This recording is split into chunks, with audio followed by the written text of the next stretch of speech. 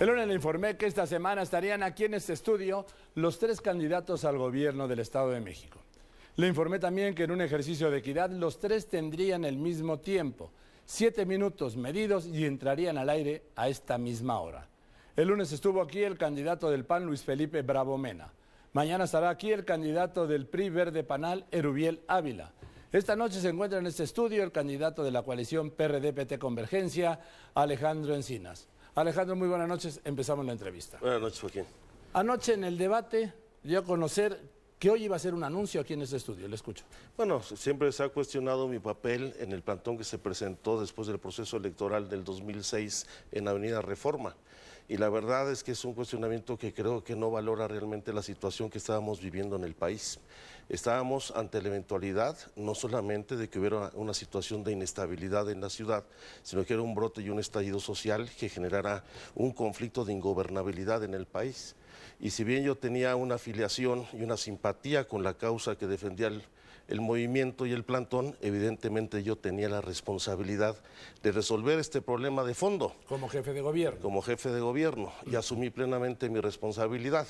No quería que se volvieran a repetir los sucesos del conflicto postelectoral de 88, donde no solamente hubo toma de carreteras, toma de palacios municipales, sino el inicio de una represión que llevó a la muerte a más de 600 miembros del PRD. Más aún en un escenario tan difícil como en ese momento existía en el estado de Oaxaca, después de los problemas que ha habido en la represión al movimiento del APO. Y bueno, y la verdad es que se resolvió el problema sin que se rompiera un solo cristal, sin que hubiera violencia. Y también tengo que reconocer que se conjuntaron una serie de factores que ayudaron a su superación. En primer lugar, siendo yo el único interlocutor entre este movimiento y el gobierno federal, pudimos establecer una relación muy importante, no solamente con Vicente Fox, quien era presidente de la República en ese momento, sino particularmente con el secretario de la Defensa Nacional, Clemente Vega García, con el secretario de Gobernación, Carlos Abascal, quienes indudablemente ayudaron en esto. El caso del general secretario siempre estuvo con el principio y la convicción de que el ejército no intervendría en contra de la población civil, y el caso de Carlos Abascal, pues fue muy importante porque recibió una llamada de Felipe Calderón pidiéndole que reprimiera y levantara el movimiento. Y Abascal le comentó con toda claridad: Felipe, tú todavía no eres el presidente de la República y mientras no suceda esto, aquí se tomarán las decisiones. Yo creo que es un momento que se empiezan a ventilar estas cosas. ¿Usó la palabra reprimieran? Sí, que levantar el plantón con el uso de la fuerza pública. Por supuesto que sí. Y yo tengo que reconocer que el secretario de Gobernación cumplió un compromiso que teníamos de resolver esto en una negociación que inició, por cierto, un día que estuvimos en el Colegio Militar, en la graduación de los cadetes del colegio, donde fui ese día invitado por el secretario de la Defensa Nacional, justamente para dar un mensaje de acercamiento a las Fuerzas Armadas, no solamente de que habría el desfile del 16 de septiembre, sino que estábamos buscando una solución pacífica en este conflicto. Bien, pero sin duda, Alejandro, se le recuerda, su gestión se recuerda, y se lo digo francamente, por ese plantón. Sí, sin por lugar ese a dudas. plantón, ese bloqueo Zócalo, Madero, Juárez, Reforma, que provocó, afectó a miles de personas. Sí, así es. Que afectó a cientos y cientos de comercios. ¿Es posible o cómo construye una candidatura para gobernador del Estado de México a partir de esos 2 factores, cuando lo que está buscando la gente es calidad de vida y empleo? ¿Cómo la construye? Pues fundamentalmente con este principio que garantizamos no solamente la estabilidad en la ciudad y en el país, sino que no costó la vida absolutamente de nadie y se garantizó resolver el mayor conflicto político que hayamos tenido en la historia reciente del país sin que se rompiera un solo cristal.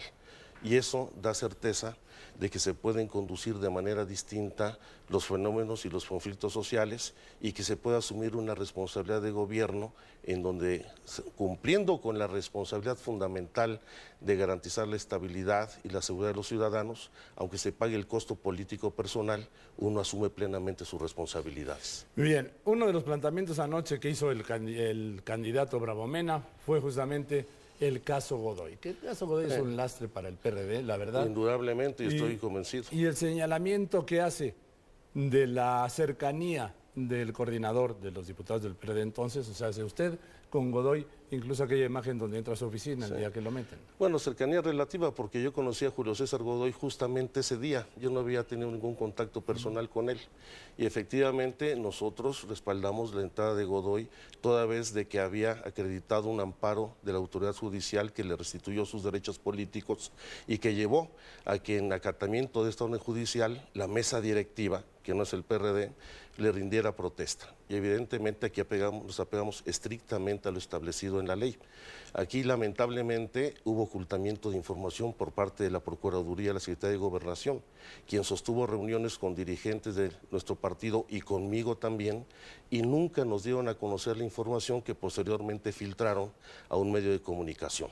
Esta llamada supuestamente o presuntamente con la tuta, y también se nos ocultó la información. Yo creo que hubo dolo en la idea de hacernos daño. Sin embargo, también actuando con responsabilidad en el desahogo de todo el proceso de la sección instructora, nosotros, para que no quedara ninguna duda, apoyamos el proceso de desafuero, y yo fui el primero en subirme a tribuna a señalar que procedía para que no se quedara ningún funcionario, ningún diputado con impunidad, cubriéndose por el fuero legislativo. Sin embargo, esa imagen es fatal, vamos, terrible, Sí, cuando está entrando Godoy a su despacho. Así es, indudablemente, y yo sé que estoy pagando un costo político por ello, pero actuamos estrictamente apegados a la ley y con la información que teníamos disponible por parte de la autoridad.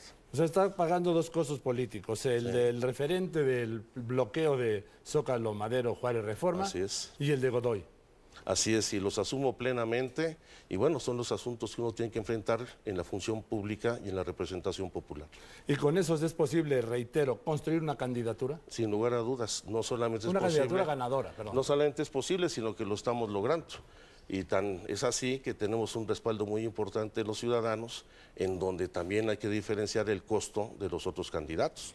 Yo no traigo aquí la carga de una relación personal con gobernadores nefastos para el Estado, como el caso de Arturo Montiel.